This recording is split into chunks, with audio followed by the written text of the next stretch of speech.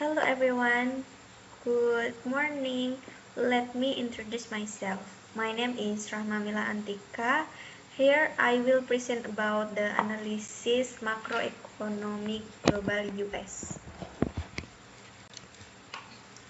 Yang pertama ada US Manufacturing PMI. Manufacturing PMI lebih dari 50 berarti baik. Dan sebaliknya jika kurang dari 50 berarti buruk. Pada awal tahun 2025, nilai PMI tercatat di angka 49,0. Angka di bawah 50 menunjukkan bahwa sektor manufaktur sedang mengalami penurunan atau kurang bagus.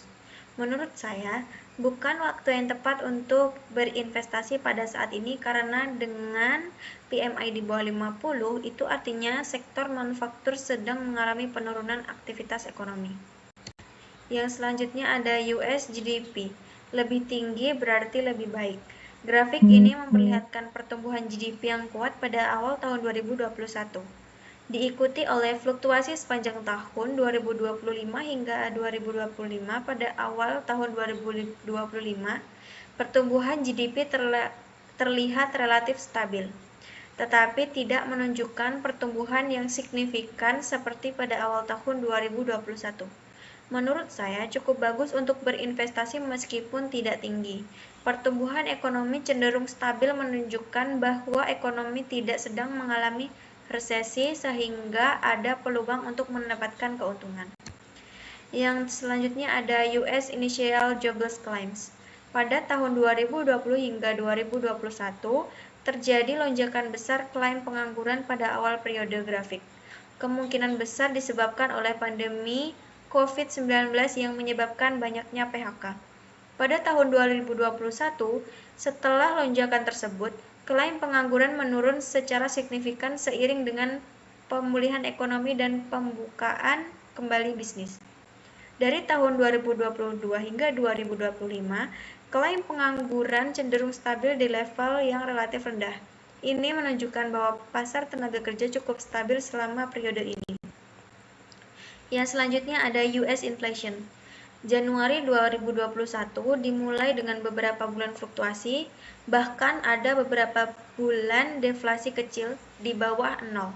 Tahun 2022 hingga 2023 terlihat periode dengan beberapa bulan di mana inflasi cukup tinggi atau batang grafik lebih tinggi, menunjukkan harga-harga meningkat lebih cepat dari sebelumnya.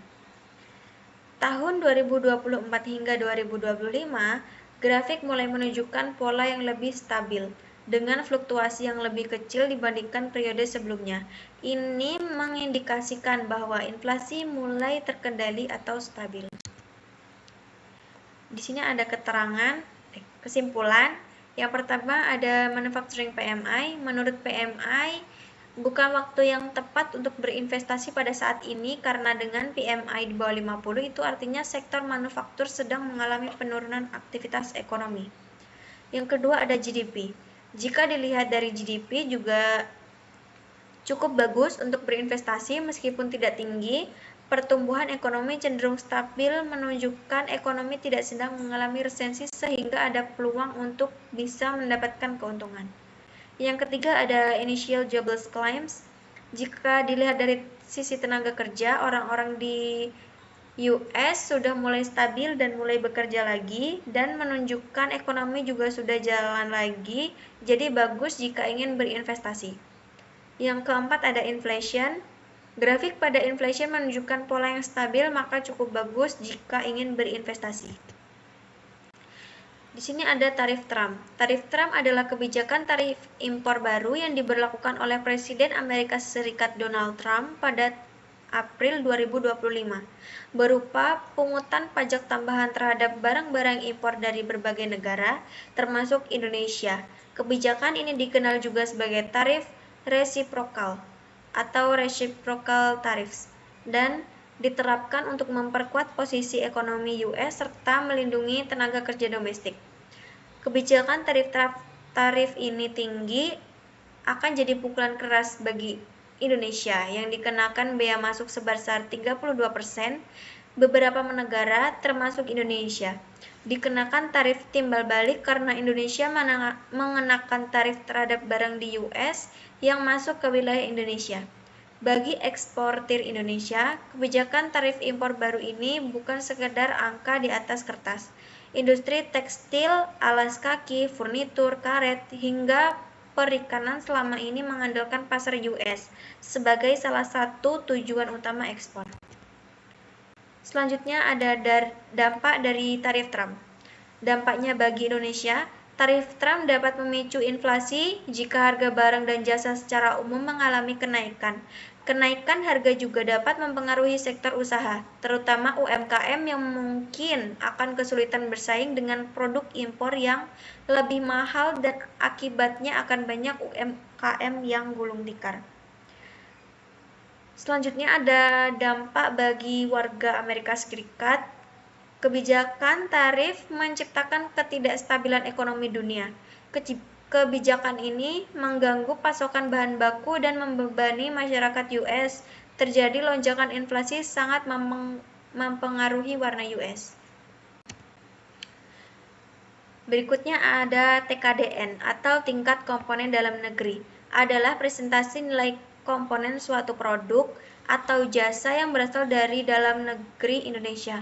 Artinya, TKDN mengukur seberapa besar bagian dari bahan, tenaga kerja, dan proses produksi yang menggunakan sumber daya lokal dalam pembuatan suatu barang atau jasa. Jika TKDN dihapus, dampaknya bagi Indonesia adalah produk impor yang biasanya lebih murah dan banyak diproduksi di luar negeri akan lebih mudah masuk ke pasar Indonesia. Hal ini membuat produk buatan dalam negeri sulit bersaing dan bisa menyebabkan banyak pabrik lokal tutup. Akibatnya, banyak pekerja yang kehilangan pekerjaan karena perusahaan-perusahaan tidak mampu bertahan. Yang kedua ada Indonesia akan semakin bergantung pada barang impor yang bisa membuat negara kehilangan banyak uang karena harus membeli produk dari luar negeri. Produk dalam negeri pun akan kehilangan pangsa pasar karena kalah saing dengan produk impor yang lebih murah. Kesimpulannya, jika ada tarif Trump ini, dampak ke PMI. Kebijakan tarif Trump menyebabkan penurunan PMI manufaktur US yang mencerminkan kontraksi aktivitas manufaktur akibat kenaikan biaya impor, inflasi, dan ketidakpastian ekonomi yang menurunkan kepercayaan bisnis dan konsumen. Jadi menurut saya tidak bagus jika berinvestasi. Dampaknya ke GDP. Kebijakan tarif Trump cenderung menekan pertumbuhan ekonomi US dengan memperlambat aktivitas manufaktur, menurunkan ekspor, dan melemahkan kepercayaan pasar, sehingga berdampak negatif pada PDB Amerika Serikat, sehingga tidak bagus untuk berinvestasi jika dilihat dari GDP. Dampaknya ke initial jobless claims. Pengangguran di Amerika Serikat menunjukkan potensi kenaikan angka pengangguran. Kebijakan tarif Trump tersebut menyebabkan kenaikan biaya bahan baku dan komponen impor bagi produsen US, sehingga beberapa perusahaan manufaktur dan sektor terkait harus mengurangi produksi atau bahkan menutup sebagian operasionalnya.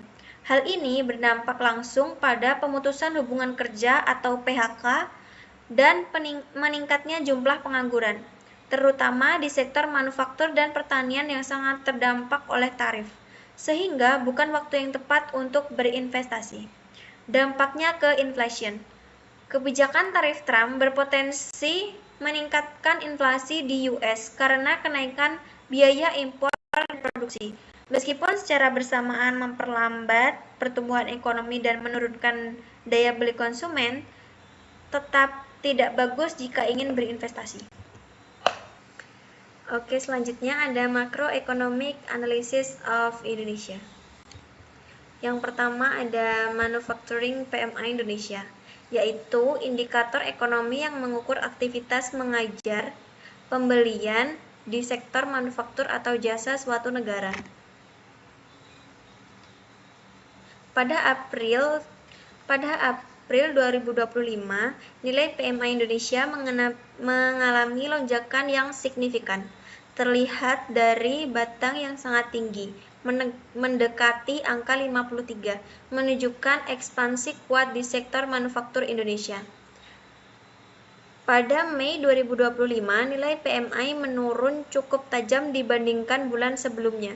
Berbeda di kisaran 46, menurun drastis mendekati atau di bawah ambang batas 50 yang menandakan perlambatan atau kontraksi aktivitas manufaktur. Yang selanjutnya ada inflasi. Pada awal periode 2021, inflasi Indonesia relatif stabil di kisaran 1-2%. Memasuki tahun 2022 hingga awal 2023, terjadi kenaikan tajam pada inflasi, mencapai puncaknya di atas 5% pada sekitar awal 2023. Setelah puncak tersebut, inflasi mulai menurun secara bertahap sepanjang 2023 hingga awal 2025. Pada awal 2025, inflasi berada di titik terendah dalam beberapa tahun terakhir, mendekati 1% sebelum terlihat sedikit kenaikan pada bulan terakhir. Pada tahun 2024 hingga 2025, inflasi Indonesia bagus karena terkendali dan pertumbuhannya yang stabil. Indonesia itu adalah termasuk negara dengan inflasi yang paling rendah di dunia, dan inflasi naik itu bagus jika inflasinya itu terkendali. Yang selanjutnya ada FDI. FDI adalah warga negara asing yang membuat pabrik di Indonesia. Jika FDI naik, bagus atau baik. Makin tinggi FDI, maka makin bagus karena warga negara asing akan menciptakan lapangan pekerjaan untuk tenaga kerja Indonesia, sehingga banyak orang Indonesia yang akan bekerja di perusahaan tersebut. Pada awal periode 2021, inflasi Indonesia relatif stabil di kisaran 1-2%.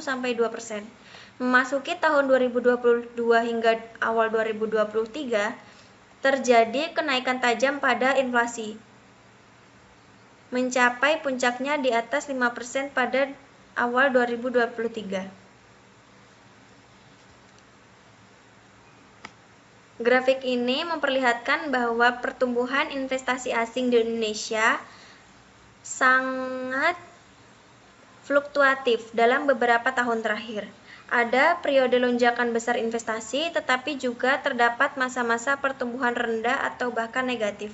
Secara umum, tren terbaru menunjukkan pertumbuhan FDI yang kembali meningkat, menandakan minat investor asing terhadap Indonesia itu mulai pulih atau menguat kembali. Fluktuasi itu pertumbuhan naik turun atau ketidaktepatan suatu nilai atau kondisi dalam periode tertentu. Selanjutnya ada jobless claims. Yang garis hijau itu menunjukkan tingkat pengangguran terbuka dari Februari 22 sampai Februari 2025. TPT Februari 2025 adalah 4,76%, turun 0,06 poin persentase dibandingkan Februari 2024 sebesar 4,82%. Secara persentase, kondisi pengangguran membaik, tetapi secara jumlah orang yang menganggur meningkat karena bertambahnya angkatan kerja. Ini menandakan pasar tenaga kerja masih menghadapi tantangan dalam menyerap tenaga kerja baru secara penuh. Jadi, meskipun ada kemajuan, situasi pengangguran belum sepenuhnya bagus, dan masih perlu perhatian serta kebijakan yang tepat untuk menyerap tenaga kerja yang terus bertambah. Yang selanjutnya ada loans. Lower is better. Kredit loan ini makin tinggi itu makin jelek atau buruk. Artinya, kita banyak mengutang. Dapat dilihat dari grafik ini, termasuk lagi tinggi-tingginya kredit loans ini. Mengapa dalam 2-3 tahun terakhir loans tinggi? Karena loans bukan hanya kredit di bank, tetapi dipinjol juga. Karena sebenarnya loans di bank itu tidak banyak berubah presentasinya, justru lebih banyak dipinjol dan bunga pinjol mencapai 103%.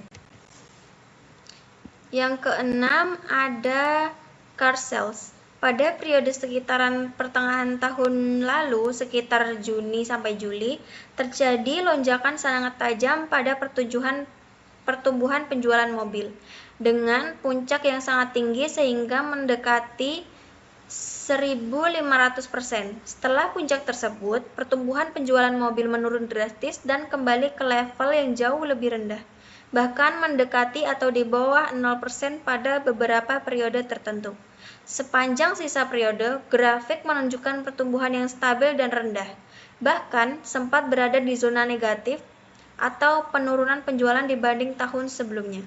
Ini menandakan tidak bagus karena ekonomi Indonesia menjadi lesu dan kurang ketertarikan terhadap pembelian mobil.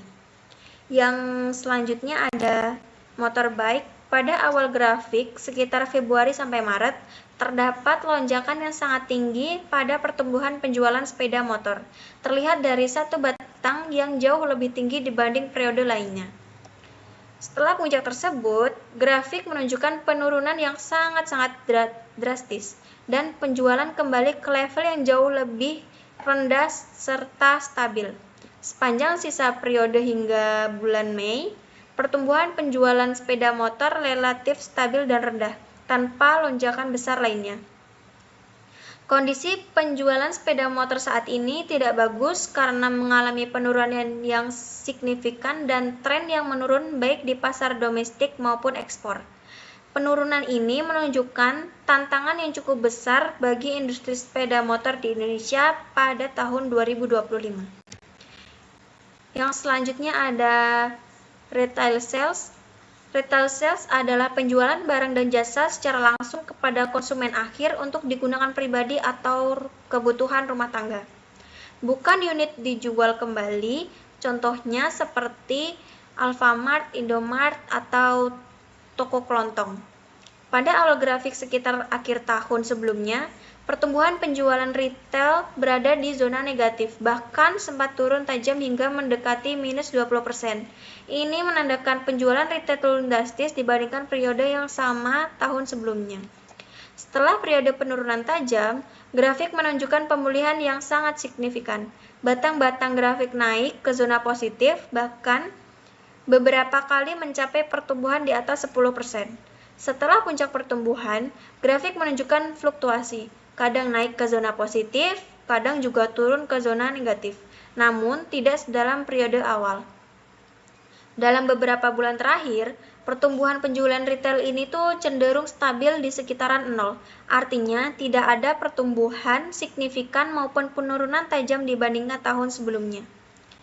Selanjutnya ada GDP.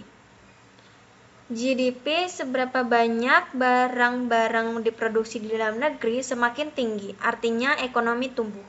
Jadi, perekonomian tumbuh karena GDP. Pada tahun 2020 menunjukkan pertumbuhan GDP Indonesia berada di zona negatif, yaitu sekitar minus 2% hingga minus 4%. Ini menandakan ekonomi Indonesia mengalami kontraksi akibat pandemi COVID-19. Pada tahun 2021, terjadi pemulihan ekonomi yang sangat kuat, terlihat dari lonjakan pertumbuhan GDP yang melewati 6%. Ini adalah rebound setelah kontraksi tahun sebelumnya. Tahun 2022 hingga 2025, setelah lonjakan, pertumbuhan GDP Indonesia stabil di kisaran 4,5% hingga 5,5% per tahun. Tidak ada lagi lonjakan atau penurunan tajam, menandakan ekonomi kembali ke jalur pertumbuhan yang lebih normal dan stabil. Selanjutnya ada impor. Impor adalah kegiatan memasukkan barang atau jasa dari luar negeri ke dalam wilayah suatu negara secara legal untuk diedarkan atau digunakan di dalam negeri. Impor tidak bagus karena impor mengurangi GDP dan kita beli dari luar negeri. Kalau mau ekonomi tumbuh, harus banyak memproduksi barang dalam negeri dan mengurangi impor.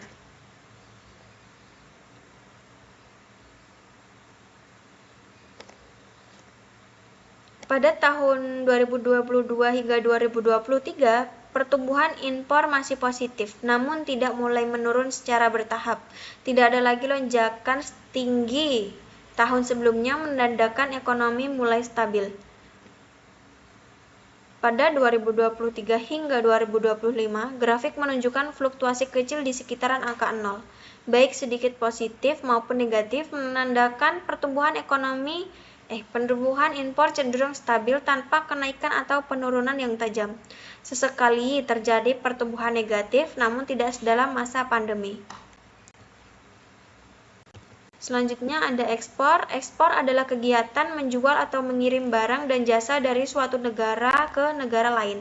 Makin tumbuh makin bagus. Dulu 4,68% dan sekarang menjadi 14,05%. Jadi ini bagus.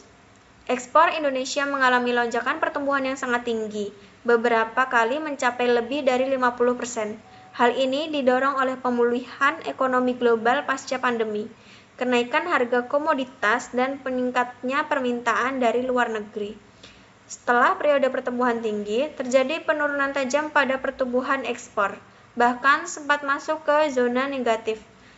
Penurunan ini kemungkinan disebabkan oleh pelemahan ekonomi global, penurunan harga komoditas, dan menurunnya permintaan dari negara mitra dagang.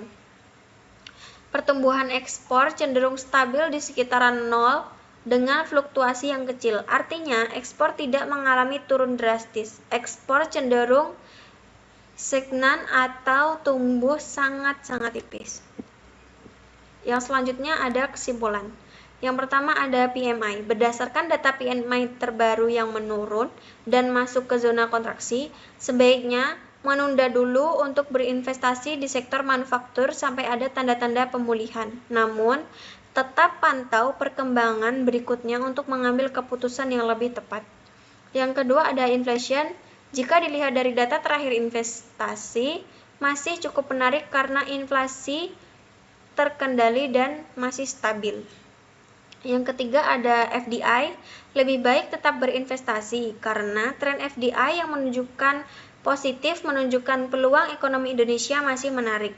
Namun, tetap lakukan evaluasi dan tetap harus berhati-hati.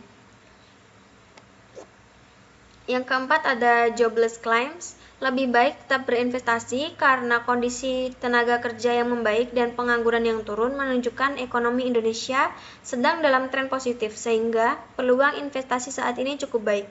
Namun, tetap lakukan diversifikasi dan pantau perkembangan ekonomi secara berkala untuk mengelola risiko. Yang kelima ada loans. Jika dilihat dari loans, investasi ini masih layak, tetapi mewaspadai risiko kredit macet akibat pinjol yang terlalu berlebihan. Yang keenam ada car sales.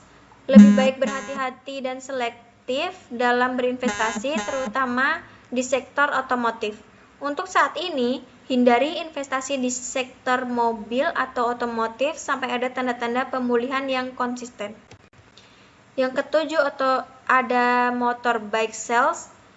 Kondisi penjualan retail yang stabil menandakan risiko investasi sudah lebih rendah dibanding masa kritis. Namun, peluang pertumbuhan tinggi juga tidak sebesar saat awal pemulihan. Investasi tetap layak dilakukan, terutama sektor-sektor yang stabil dan berorientasi kebutuhan pokok, karena konsumsi masyarakat sudah kembali normal. Yang kedelapan ada retail sales. Lebih baik tetap berinvestasi karena ekonomi sudah stabil dan tidak ada tanda-tanda penurunan tajam. Selanjutnya ada GDP. Lebih baik tetap berinvestasi jika dilihat dari GDP, namun lakukan dengan strategi yang berhati-hati, mengingat ekonomi masih tumbuh namun di tengah ketidakpastian global dan perlambatan yang domestik. Selanjutnya ada impor. Lebih baik tetap berinvestasi jika dilihat dari impor, tetapi lakukan dengan strategi yang selektif. Jangan menaruh seluruh dana pada suatu instrumen atau sektor, dan pantau terus perkembangan ekonomi serta kebijakan pemerintah ke depannya. Yang terakhir ada ekspor. Jika dilihat dari ekspor, masih tetap layak investasi, asalkan dilakukan secara berhati-hati juga dan tidak hanya bergantung pada sektor ekspor. Pantau terus perkembangan global dan pilih instrumen yang sesuai. Yang selanjutnya ada analisis saham PT Sinar Terang Mandiri atau PT MAIN. Yang pertama ada profil perusahaan MAIN. Sinar Terang Mandiri Tbk atau MAIN adalah perusahaan yang bergerak di bidang jasa pertambangan dan dengan pengalaman lebih dari 20 tahun. Perusahaan ini menyediakan berbagai layanan seperti perencanaan tambang, pembangunan infrastruktur tambang, operasi tambang, serta transportasi hasil tambang. MAIN memiliki pengalaman dalam berbagai proyek pertambangan, termasuk tambang nikel. Tanggal perusahaan MAIN IPO adalah 10 Maret 2025 dengan harga awal saham yaitu sebesar 216. Selanjutnya ada harga saham. Jika dilihat dari data historis saham MAIN ini mengalami peningkatan yang cukup baik. Saham MAIN termasuk baru, tetapi harganya sudah naik banyak sejak pertama kali dijual dari harga 216 naik menjadi 525. Selanjutnya ada kondisi keuangan. Jika dilihat dari laporan keuangan perusahaan MAIN ini terus tumbuh. Harta perusahaan terus bertambah setiap tahunnya, utang juga naik, tetapi kenaikan ekuitas jauh lebih besar. Kondisi keuangan perusahaan semakin sehat dan kuat dari tahun ke tahun. Di sini ada analisis PER dan PBV. Yang pertama ada PER, Price to Earning Ratio. 2,61 berarti harga saham MAIN 2 kali lebih tinggi dari laba per sahamnya. Jadi PER-nya murah karena di bawah 3. PBV, Price to Book Value, 1,41 ini berarti harga saham MAIN 1,41 kali lebih tinggi dari nilai buku. Namun, secara umum, PBV di atas 1 berarti saham dihargai lebih tinggi dari nilai bukunya, yang bisa jadi wajar jika didukung prospek pertumbuhan yang baik. Kesimpulannya, jika saya sebagai investor, maka saya akan membeli perusahaan MAIN ini karena jika dilihat dari PER dan PBV, maka harga saham yang ditawarkan ini termasuk murah dengan prospek perusahaan yang sangat bagus. Okay, that's all my presentation. Thank you for listening and paying attention. Wassalamualaikum warahmatullahi wabarakatuh. Terima kasih.